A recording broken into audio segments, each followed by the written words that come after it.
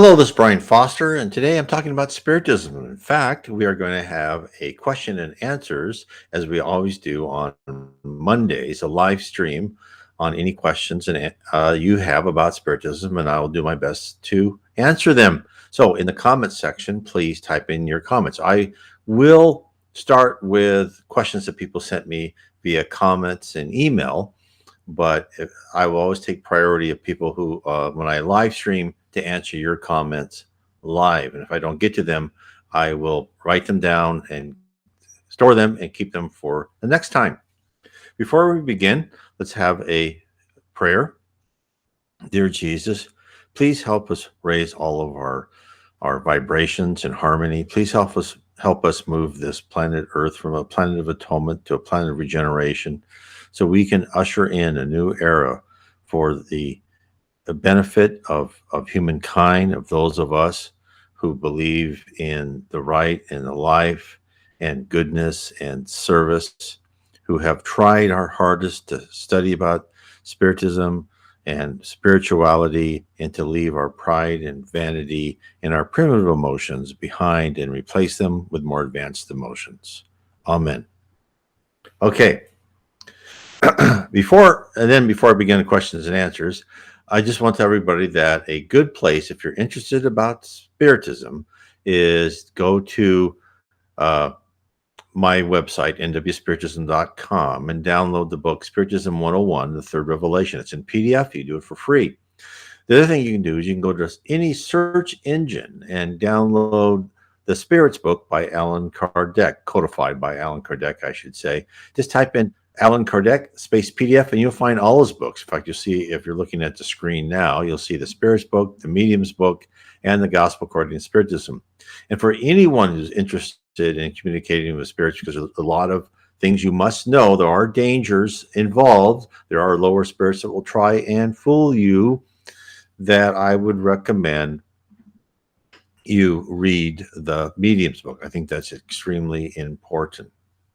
So if anybody has questions, please enter them in the comments section. And if not, I will go through the questions we have here. Okay, let's start. Question 1. I have read that spirits in the upper realms have difficulty visiting lower levels to visit or do work. Is this true for all or just some? So difficulty is, it's not a easy process. And if you read about this, they can certainly do it.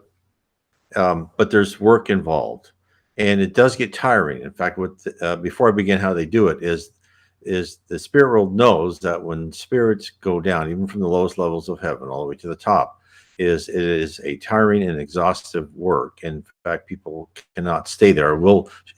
Good spirits cannot or should not stay there for too long. And they will actually have places kind of like spas, let's say, with music and waters, that spirits can come and then relax themselves and get all the bad thoughts, kind of wash themselves of all that, because the lower levels are full of bad thoughts and bad vibrations. And of course, as thoughts move through the air, they will affect everyone, right? Even us here on Earth. And therefore it helps kind of cleanse them of that. So what a high spirit is on, this is even true on certain levels of heaven. So if you're at a higher level of heaven and you're talking to someone at a lower level of heaven, or you've gone down to a lower level, that lower level spirit may not see you because you are more ethereal, meaning you are more energy and less matter. So the higher you go in heaven, the more energy you are in ratio to your matter, while we on Earth are completely more matter than energy. As you go down high, lower and lower and lower, even in the dark abyss or purgatory, even though they're less matter than we are because we cannot see them, they are a lot more matter versus energy as the higher spirits. So what does a spirit above that level do? So if a spirit at any level of heaven goes down into the lower zone, which is the part of, beginning at the crust of the earth to the first level of heaven, those spirits in the lower level cannot see that heavenly spirit. Now, what has to do is they have to concentrate and they have to make themselves more dense in order to be seen. They can go anywhere they want and not be seen if they so choose. They cannot be detected at all. And just like spirits do on the surface of the earth, we cannot detect them. Some mediums can, but the majority cannot detect them. So that's what happens is they have to concentrate. Remember, thought is action in the spirit world. They have to concentrate and make themselves more dense, and then they can be seen. And even then, sometimes it's hard because if they're not thinking about them, or a lot of times there's even stories of a spirit who's newly passed over, newly died, goes into layers of heaven, and he's there. He's a nice person, but he's not ready to see one. He hasn't opened his mind, and spirits will come and see him and actually try to make themselves more dense, but that person still can't see them because they haven't opened their hearts and their eyes, to look at spirits in heaven. They have this preconceived idea that they should just see everybody, and that only the certain type of person can go to heaven, or there's all these different ideas that people have in heaven, and they have to kind of open their hearts and mind, and then they can see them. So there's a lot of times it's even tough for the person newly died to see other spirits because they're not ready to, but eventually they will. So I hope that answers that question. So there is, and it's any spirit in heaven can do it. It's not difficult work. I mean, if you're newly in heaven, you haven't learned all that yet. Well, then I'm sure it could be a little more tough. But for most people, it's they can be taught how to make themselves more dense in order to be successful. Okay, we're go back up here. Here we are. Could you speak a little about Adam and Eve in the context of the church belief that they are the very first inhabitants of the earth? So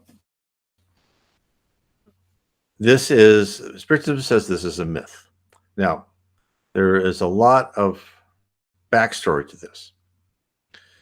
So even in our own science, and Spiritism agrees with this, is that we've seen through DNA analysis, and we've seen through analysis of campfire sites and the first pottery and so forth, is that humans really started using their mind about 40,000 years ago.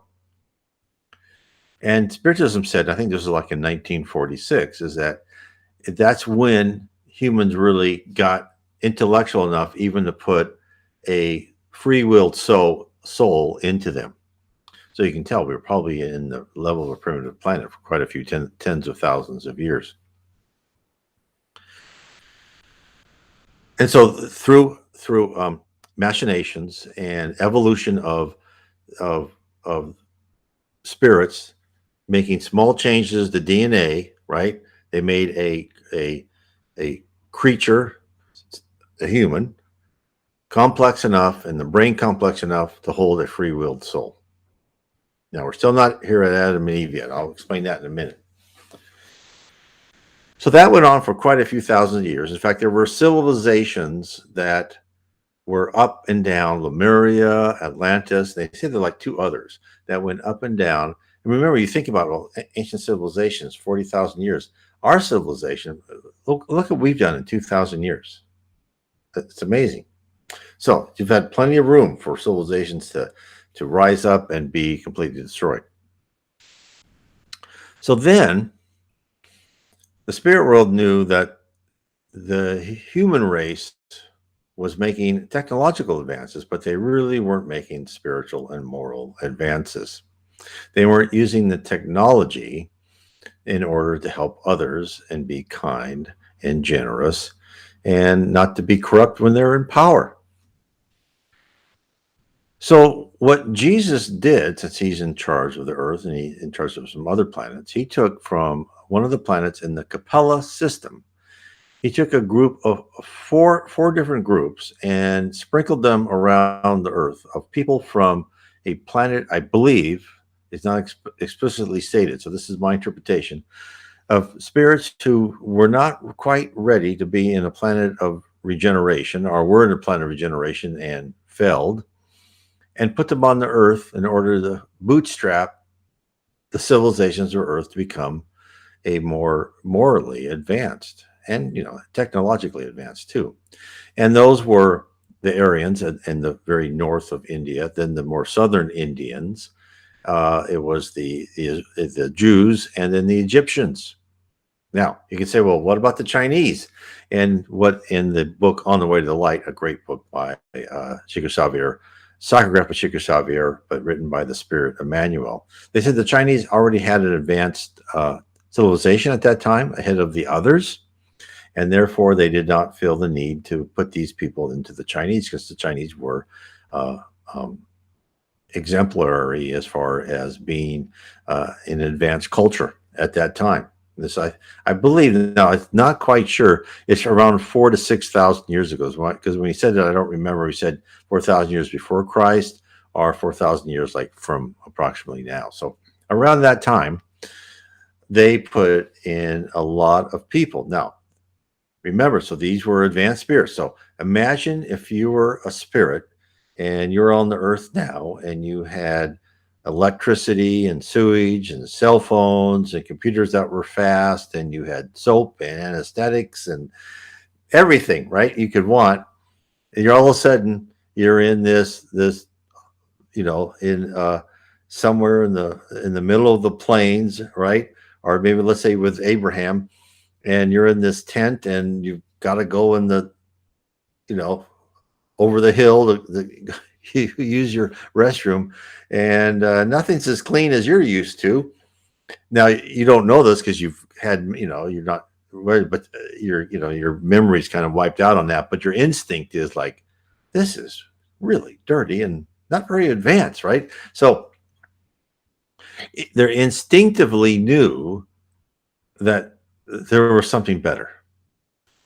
And probably when they went to sleep and they went back to spirit world and they talked amongst themselves, they said, okay, well, we really went from a paradise to the earth. And so that is where that myth came through, is that the Garden of Eden is really a remembrance of what life was like on the planet, of one of the planets in the Capella system. And the whole thing with the apple and the tree of knowledge is because they did not deserve to be there. Now, there's a lot of people that are there and are still there. I'm sure, and the planet's probably advanced since then to a next higher level. But that is why people are. That's why that came about. Because even in the Bible, they talk about Adam and Eve, and then they talk about their children married other people. And where did those people come from, right? If you really read it carefully, it's like, well, how did this happen? How can you just have, a couple of children and everybody made when they find other wives and so forth?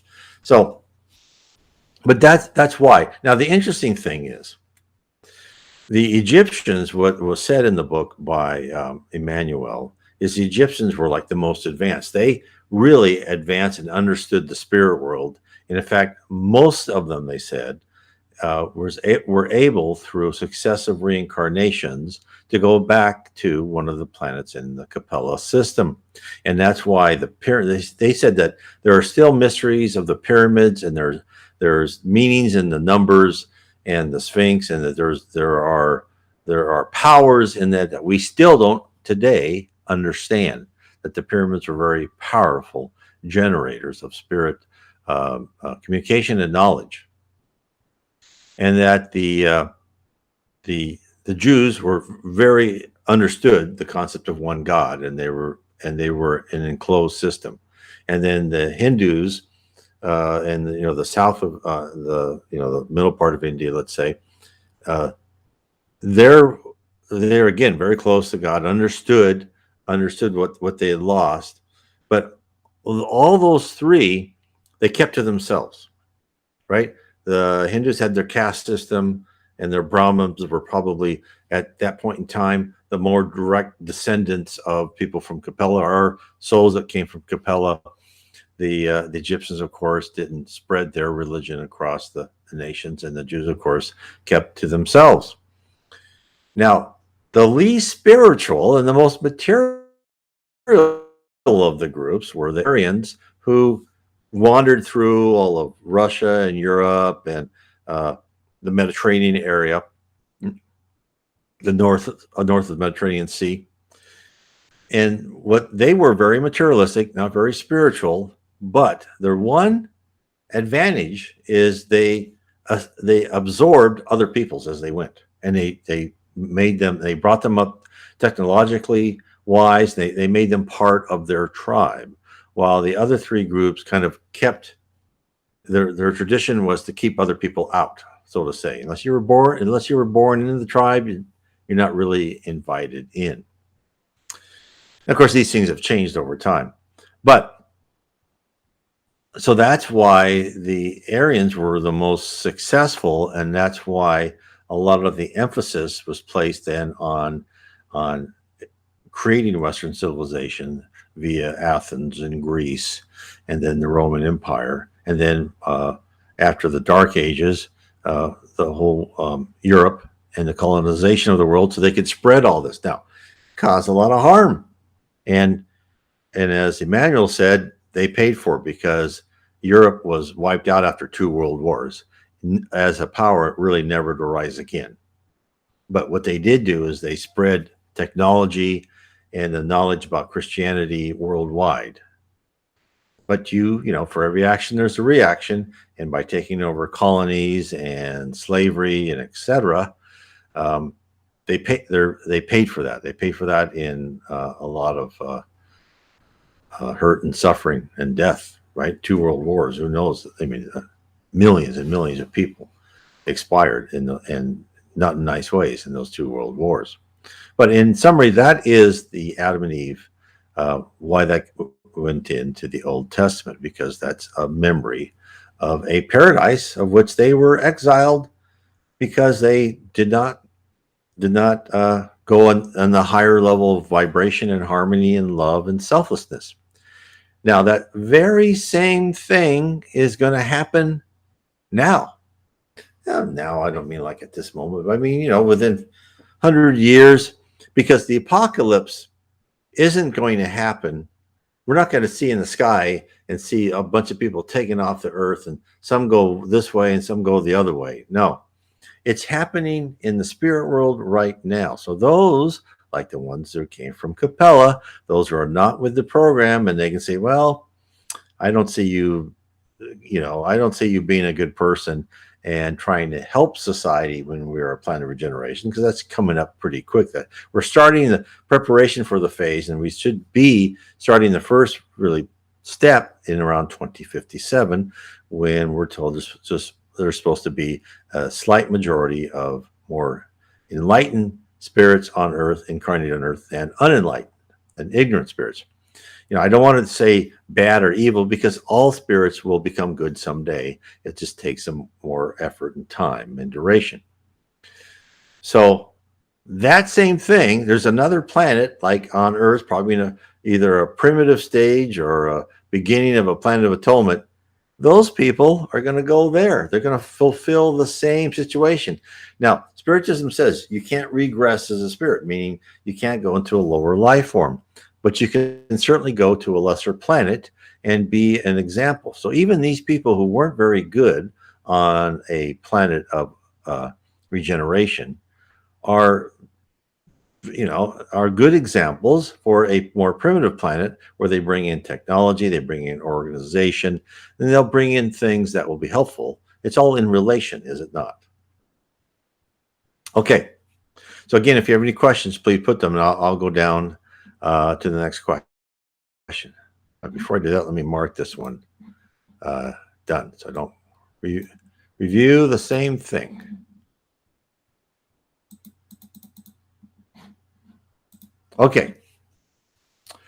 Next question is, I'm currently reading chapter 3 of your book, The Spirit Realm. Let me bring that book up so you can see it now. You can, if you go to my my website, nwspiritism.com. You can buy that on Kindle, paperback, or Audible format. So they're there, and it's there in all formats. And that's a book I wrote, I should say, that I try to bring in all my other books and kind of go through a complete higher level. What is the spirit realm? What is the physical realm? Who is Jesus? Who is God? As far as we can tell, because we don't have the intellectual capacity to really understand God. Even the spirits and levels around heaven can barely understand God. That's why they say to know God, you have to understand Jesus. And then what are the power of spirits? What are the attributes of spirits? How do spirits learn and grow and become wise? How can you on physical earth become a a better person? And what is the future for us as a planet and for each one of us individually? So, so as he's saying that, I'm currently reading chapter 3 of your book, The Spirit Room. I feel like I'm reading science fiction. Could the layers of heaven be equated to our earthly experience of the dream state, where we go places only by thought with our physical bodies remaining? So, and yes, I mean, I have said that Spiritism reveals heaven in such a way is that it is more fantastic, and the spirit universe is so complicated, and yet it's there, and yet it works, that it's beyond any science fiction or fantasy that I've ever read. Because remember, the spirit universe is when you go and you go in one of the levels of heaven, as you go higher and higher, you have more and more power. Thought is action. So you want a house, you don't build a house, oh, there's a tree, I got to chop it down and cut the wood and lay the wiring and all that stuff. No, it's thought is action. So and then maybe if you want a group of friends, you in your mind, you agree on what it should look like, and then you start building it. You build the outside, you format the inside, you do all of that. And maybe you have other people bring in pieces of art that they've created by their minds.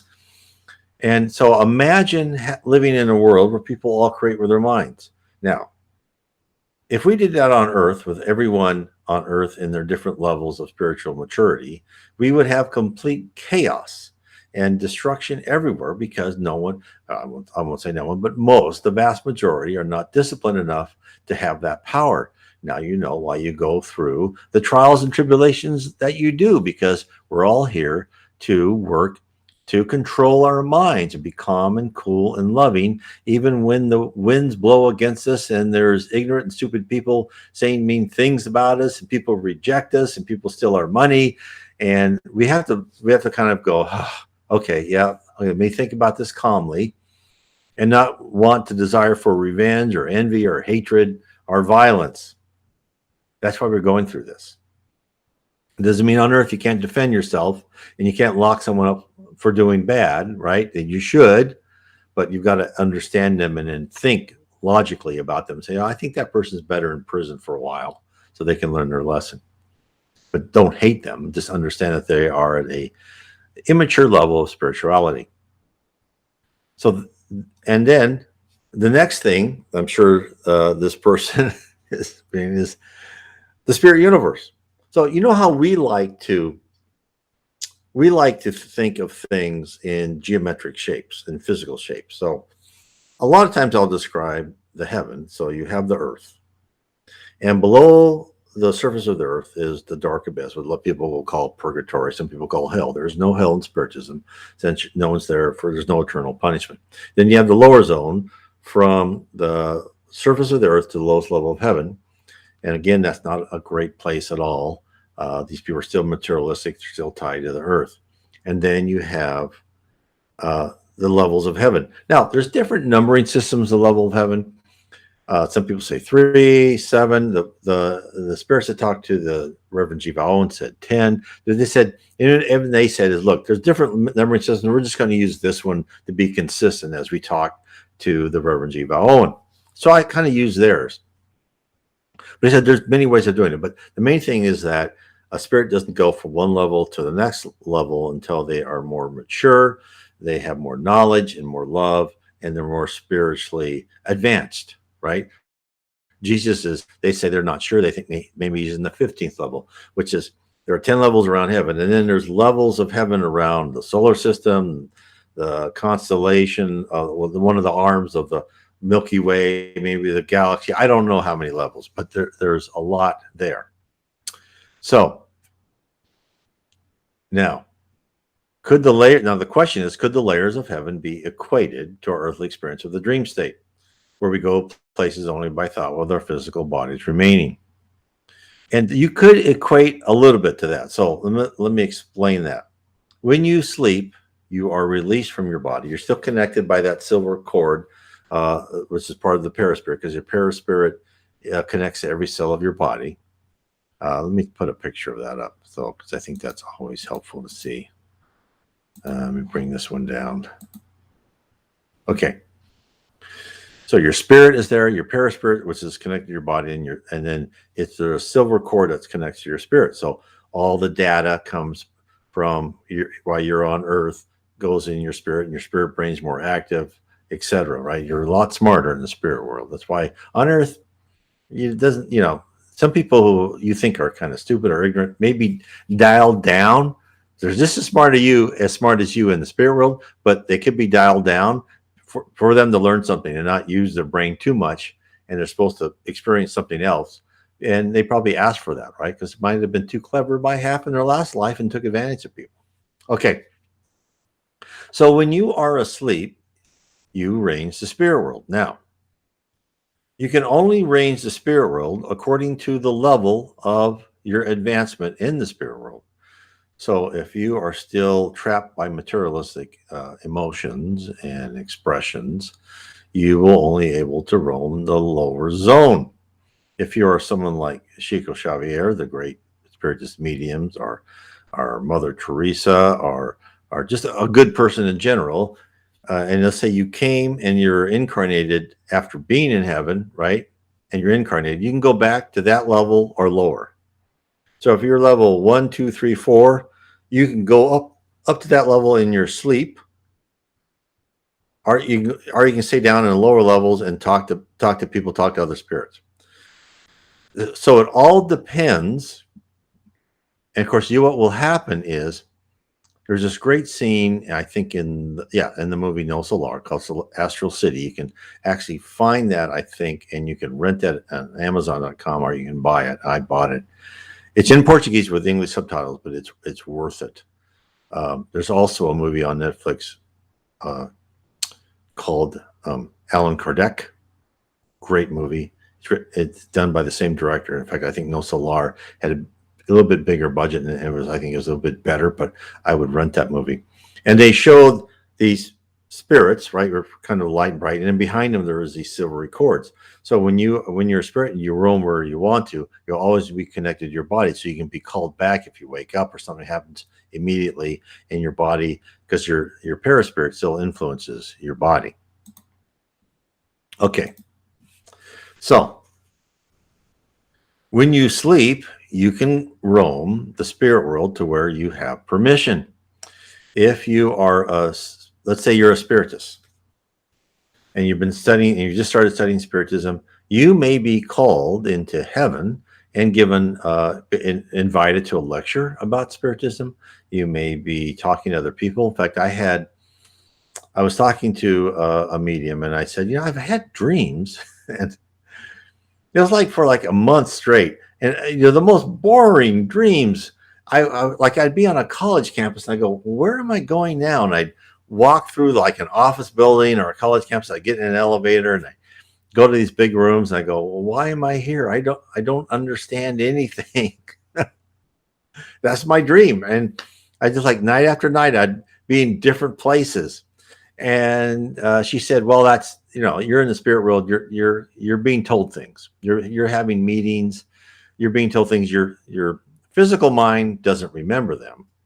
Right. And so what I tell people is that you can usually tell what your dream is by how you feel, because your physical mind really has a hard time interpreting this multidimensional world where there is no time. You can actually see time.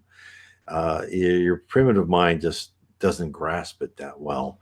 and so you see symbols and you interpret them as something else. Somebody like these books about dreams, like if you see water, it means this, or you snake, it means that. Well, maybe it depends how you think something. It depends how your dream interprets what you see as a symbol. Now, they probably have some use because they probably bring what most people see as a symbol of what it could mean, right? It could be a clue for you there, but I'm just saying it's really more important of how you feel. If you feel happy and refreshed and relaxed after your dream, you went to a good place. If you feel exhausted and kind of scared, or you saw scary things in your dream, you're probably in the lower zone or below talking to other spirits. So that's probably what happened. So the question is, could layers of heaven be equated to earthly experience, the dream world? Yes, because it depends on the level you are at. So you can go where you are the highest level.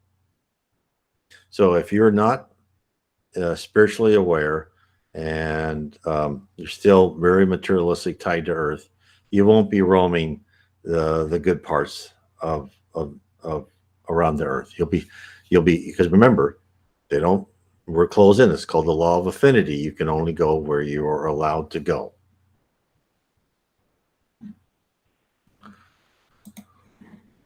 So I hope that helps with that. Now, number 4, I do a lot of videos on this, and so what I would suggest on number 4, and I might talk about this later, is to let me bring this up. Oh, let me answer this question first of all. Wait, let me just get this so I can find what I'm doing. Hold on one second. I'll get to your question. I just want to show this why I am thinking about it. Okay, my channel. And I have, okay, so let me show the screen.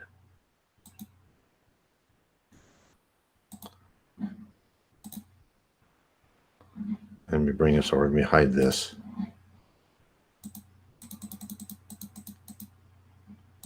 So here is my channel. And if you go down into the channel and you'll see playlist, if you click on playlist, you will see I have, oh, there we go.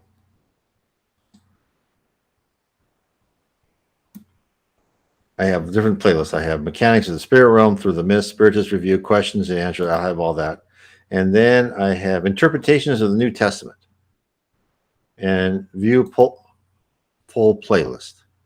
And so if you go to that playlist, you'll see a lot of what I have. I have Luke, not peace with division, Luke 14, verse 26, must hate your father and mother. I have a lot here of different interpretations of the parables. Jesus feeding the masses, Mark 4, verse 35 to 41. So, and I'm still doing these things as I kind of, because I go through and I read the New Testament, I'll start reading the Old Testament, and I'll start making videos on them. So I hope that helps. Okay. Here's a question. How would you know what level you are at when in your dreams? Now, I would say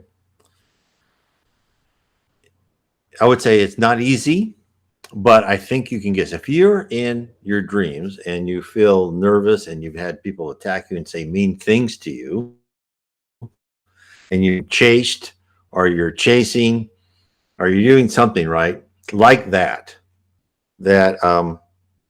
you're not in one of the levels of heaven. You're in the lower zone or below. You're in a with more primitive spirits, ignorant spirits, less advanced spirits. I would say if any type of when you have fear or apprehension, is when you know you're not in one of the levels of heaven. If you are talking to people and you feel love from them and you feel like this warmth or goosebumps even in your dreams, or you see something that looks like they're pretty fuzzy, right? Because you can't really see them, but you just kind of see a bright light, like you know how people think there's angels, and really people think there's angels because they're high spirit, and and if you're on a lower level, you can't really put them in the focus because they're reflecting the love and light of God, and therefore they kind of look like angels to you. If you if you have that experience, then you're in one of the levels of heaven. Let me give you an example. Is one is this lady said that she'd lost her baby, and then she dreamt she was in this kind of tropical beach, beautiful area, and then she saw this boy on the beach. She was like 17, but she knew that was her baby, and everything was calm. And he talked to her and he said, "Mom, I'm all right," you know, all that. She was in one of the levels of heaven. She was taken there to make her feel better, and to make her feel better about, and because he said, "Look, this was all part of the plan. Everything's going to be fine. I'm in a good place." She was in one of the levels of heaven. Like when I went to the my really boring my boring dreams, right? I was probably in one of the levels of heaven, being told something that I have no conscious memory, but those memories will trigger, and maybe not memories, I should say, but those instincts, like, oh, okay, maybe I should do that. And that's how it's very subtle. Your mind will like trigger at this point, like, you know, you've got two doors, one and two, and your instinct will say, because of your last visitation somewhere and you're talking to someone in heaven, oh, I should go to door number two. I should take this path, even though it may mean less riches, it may mean better for me spiritually. So that's how I would judge it, is kind of how you feel, and do you feel protected in love? And if not, you're probably in a lower position. Okay, let's see. DB. I had two lucid dreams last night for brief moments. In one in particular, where I was on a Q subways with others. Are those real locations, or are they? Probably mean, are those real locations in the spirit world, or are they just real physical locations? So that could be you were actually there. You may have been traveling. Your body was released, and you may have went to that Q subways and met other spirits. I don't know, where's Q. Is that Boston area? If I remember, on the T line or something. I can't remember where the Q subways are. That could be a different city. But you were probably you were probably in the physical world or on the physical world. Now, there could be a chance that those were all made by you, because you can create your own little environment if you want to. But if you were actually interfacing with others, and you felt like just kind of normal with them, and you were just having conversations, and you didn't feel a bunch of love, and but you don't have to feel hate just to be down in the lower zone. You could just be interacting with them because they're for some reason, because you may have been friends in some other in heaven or wherever, and you were just kind of met there as an agreement. You could have been actually on that place. So the answer is, I can't tell you for sure, but I would just try to get those kind of clues. And the other thing is, if you find clues in there, so this is what I do when I have dreams, and I see symbols, or I hear people, I write them down, because a lot of these things you don't understand them until years later. I had a dream where I don't know where I was in some place, and this lady came up to me and said, here's the pin. And this is before I just had discovered spirits. This was like 10 years or over ago. She goes, I go, well, what's this for? He goes, well, you're going to write. He goes, no, I have nothing to write. I'm not a writer. Um, I'm just a, low level manager. I'm nothing. Oh, no, I think you're going to write. Take the pin. And I felt I knew her, and she had like a trench coat on, right? And I said, well, okay, right? So I wrote the dream down. A year later, And I was, but I write this dream down, and I go look at, and I write them all down on, not separate piece, but I just kind of take I either put them on my phone or a piece of paper. I had an urge to start writing an article, and that's how I did my blog, uh, nwspiritism.com. And I started writing an article, and I started adding to the blog, and the rest is history as I writing more and more and really diving deep into Spiritism. And then and then another time is I was doing my book, The Seven Tenets of Spiritism. And I hadn't finished it yet. It's probably about a month before I finished it. And I had this dream where this woman just didn't say a word. Just showed me 150, I think it was 117.5. And the seven tenets of Spiritism was my fifth book. And when I finished, I never know how many pages it is until I format it and do it. It was turned out to be 117 pages. And before that, I had a dream where I saw a rock skip the water, and it skip, and then went way up. And I wrote that one down too. Then when I got the seven tenets of Spiritism ready, I thought, oh, it's 117 pages or 115 pages. I can't remember how many pages it is, but it was exact pages of what I saw in the dream. And then the cover came, and you can see that right there. See the kind of the rocks going into the water. I not said anything. I said, don't, create a cover for me, and that was the cover that came out. A path of rocks in the water. So I was shown a brief glimpse of the future. And if I hadn't written those down, I would never have thought of those. So I would say, if you want to start interpreting your dreams, is to write them down, and you'll see. Sometimes, I've had dreams written down, like, I still don't know what they mean.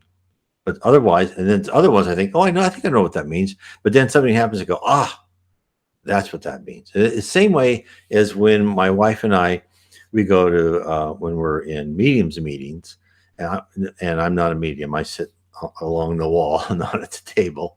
But we get messages, and they tell us these things, and we go, oh, what does that mean? It probably means this. And of course, 9 times out of 10, we're wrong. But then something happens, and go, that's what that means. So you just have to laugh about this. It just shows you how, we're like kids who, when we're told something, we always come to the wrong conclusion, right?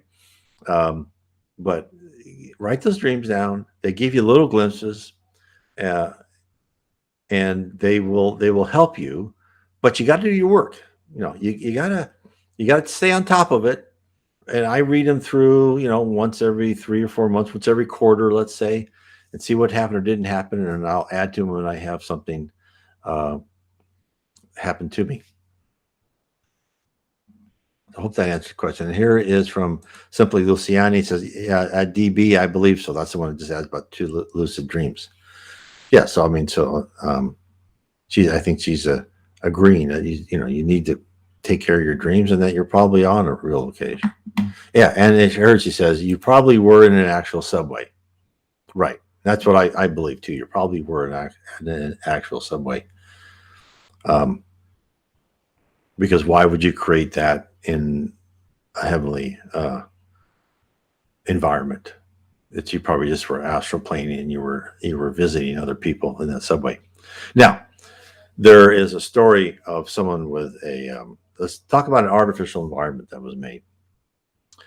A man had an NDE.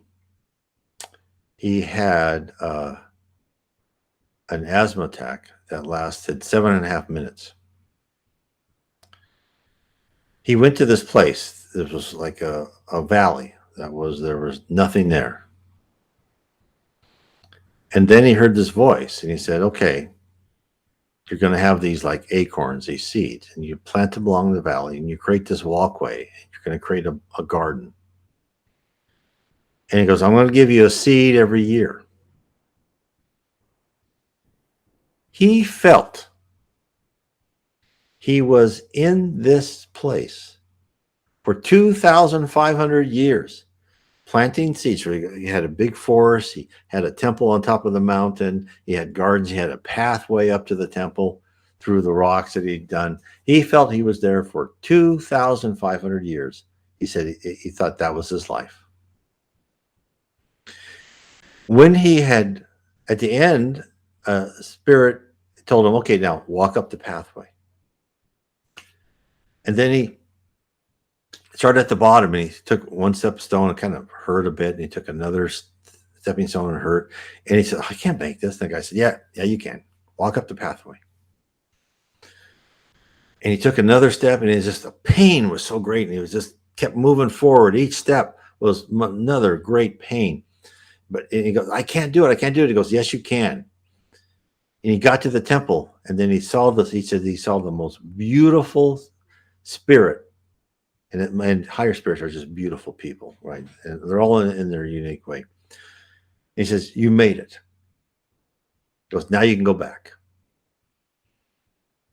And he says, and at some time as you come back to spirit world, you'll come back to this place and you'll see everyone enjoying this beautiful garden you made.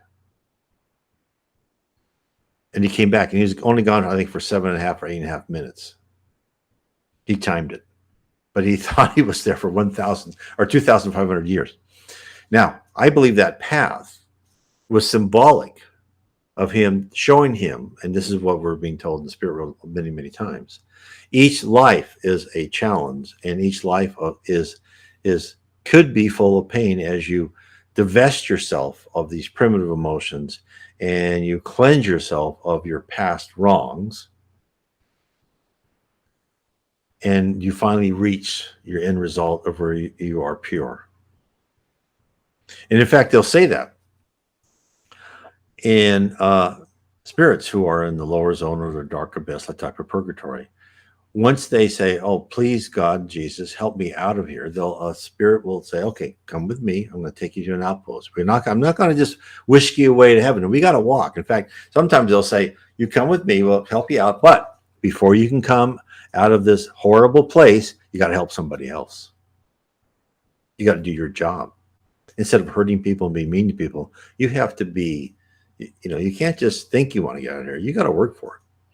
And then they'll help people. And as they walk up out of the dark valley, they will experience pain because as they get higher, they'll have the memories come to the forefront of what they've done wrong in the past, right? Because as spirits say, who's our harshest judges? Who's our harshest critics? Well, it's the memories of what we've done wrong. It's ourselves. And that's why people ask for hard trials and tribulations. Sometimes people ask for too hard of a trial and tribulations that they can't really manage, and they won't do very well because it was too much for them. But as they go up, they'll say they said that's the pain of their consciousness burning off, right? It's a hard trek, but boy, once you get there, you've done something. So that's a big step in the right direction, is to rid yourself of that. So that's why, when I talk about this, and then you see the questions like, am I reading science fiction? Because let's go back to that for a minute. So I'm talking about geometrically levels of not heaven, right? Kind of down in levels of heaven. And then thought is action. And when you're dreaming, you're going to real locations in the world, like DB, you went to on a subway with others. How can you explain that? If you believe that the world isn't as we're told, that we're just material goods, that we were born randomly for no reason, and that when we die, we're just dust and that's it. All that, what I just said, is utter nonsense. And everything you just said about your dreams is like, oh, those are just random dreams. They mean nothing. But most people, I don't know if most, but probably most people have And that's built into us, have an intuition, a feeling of something higher than ourselves. We feel that we have a purpose here on earth, and that is because we do. God has instilled that. God has instilled a conscience to us, a set of divine laws that we feel bad when we break. We feel stress. So imagine what that takes. I mean, if you're just a typical religious person, you think, "Oh, I die and I go to heaven." But even, okay, what does that mean, go to heaven? Who controls heaven? How is that organized? What do you do there? How's all this decided? Who decides who gets the earth? Who decides who gets a good life? Who gets a horrible, dirty life? You're poor as dirt. You have horrible parents. And, the other kids on the playground beat you all the time. Is that fair? Is God fair when he does that? And this is what Spiritism does. It shows that there's a whole process, and it's a logical process.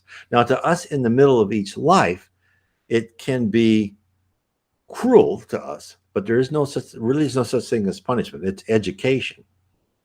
It's all edifying experiences. Now, those experiences can seem hard to us because as individuals, we've had easier experiences and we ignored them. And therefore, okay, I guess we got to make this experience a little bit more, you know, obvious to this person, slap you on the side of the head, as they say. So think about how that's all controlled.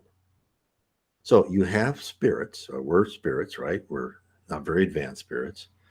And there's a whole system of planets and stepping stones, right? Where you go higher and higher and you learn more and more, because Jesus started out like us. Socrates, Buddha started out like us, and through many lives, they become more and more advanced. Some of these famous yogis in India started out just as ignorant as I am. So they have advanced. And yet, and you remember these yogis, right? And Buddha, like, you're just light, you're just energy. And they're right. We are energy. We are spirit. We're spirit energy. What we are is we're encapsulated personalities. This is the complexity of the spirit world. We're encapsulated personalities, and yet we have this shell of a paraspirit, so we can appear as a human form, as how we think we want to appear. And therefore we have intelligence, and we have attributes, and we have interfaces. We can talk to other spirits by thought. We don't have to use our paraspiritual bodies. We can just be balls of light if we want to, but we use that because that's what people are used to. It's a heuristic thing to have people go to the next level, to be more comfortable and interacting with each other. As you go higher and higher, who knows what you become or what you look like. So you're this encapsulated logic in this dense system where you can travel up to a certain level and down as much as you want, but then you have parameters saying you can only go so high because of your capabilities. And you can plug into this universal database that some people have, where everything is recorded, again, depending on your level. So you can go through and you can say, okay, I want to look at my youngest daughter still on Earth, and you're at a certain level. I can see exactly what her plan is for her life. I can see what she's done, and I can see what she's thinking at every moment, microsecond of every day, and I can see what the people around her are thinking. And I can see up a certain future. The higher spirit you are, you can see further into the future. I see what's going to happen to her next month. Oh, well, maybe I better get down there and help her through this. How is this organized? And you read about spiritual cities. No Solar. No Solar is a city above Rio de Janeiro. It's got water. It's got transportation systems. It has buildings. It has walls. And it has to have spirits working in there. And yet it can expand and contract as much as infinity because they just allocate more data space to it. So I recommend that people kind of look at heaven. They can look at it geometrically to get them an idea, right, of concentric circles around the Earth, and there's other planets that'll have circles of heaven around there, and some of them intersect as they rotate around.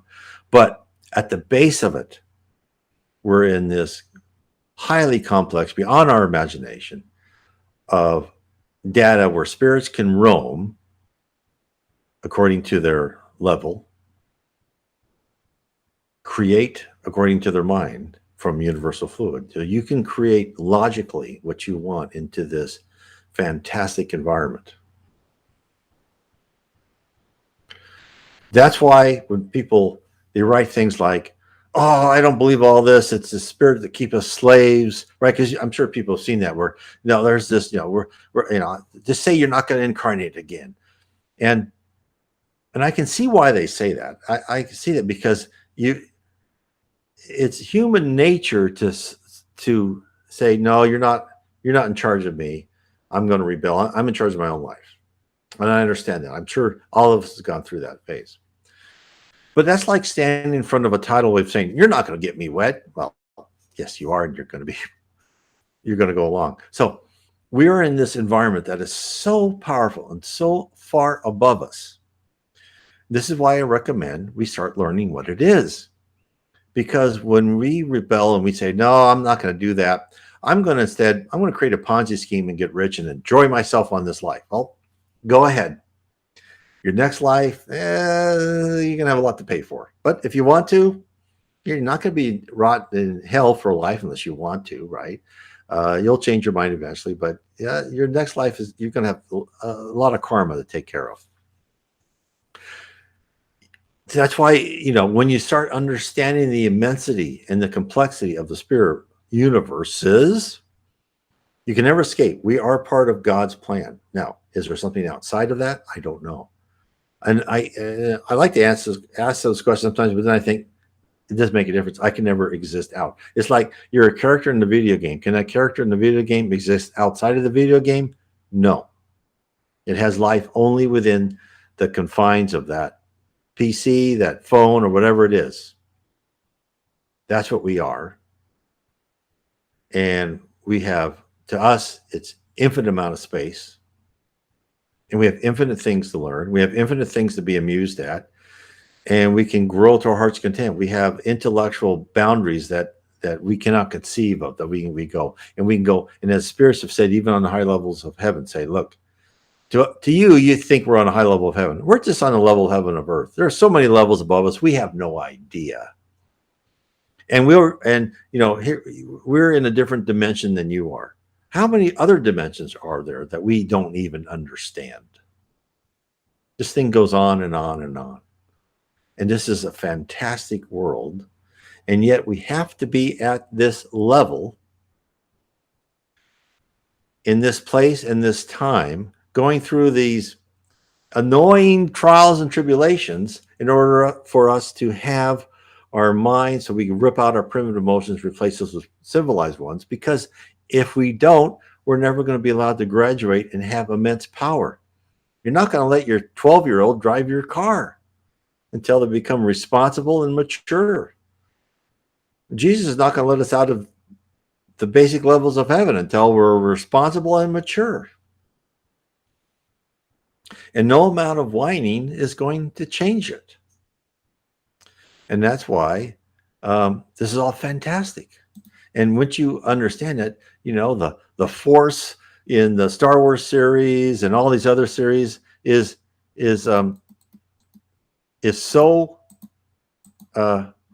nothing compared to what the real world is, the spirit world. So that's why, this whole exploration, Spiritism, codified by Allan Kardec in the 1850s and still given to us by mediums up to today, and I'm sure they'll give us more information as we go on, is so fantastic and interesting. So I want to thank everyone. It's been wonderful today. Again, please, if you have questions and you think of them after I'm done with my live stream, put them in the comments. I will look at the comments. I will write them down and I'll get to them. And of course, if you make comments live, I always get you first and answer them. So I want to say, everyone, God bless and have a great day. And then tomorrow on Tuesday, I have live streams on Sunday, Monday, Tuesdays on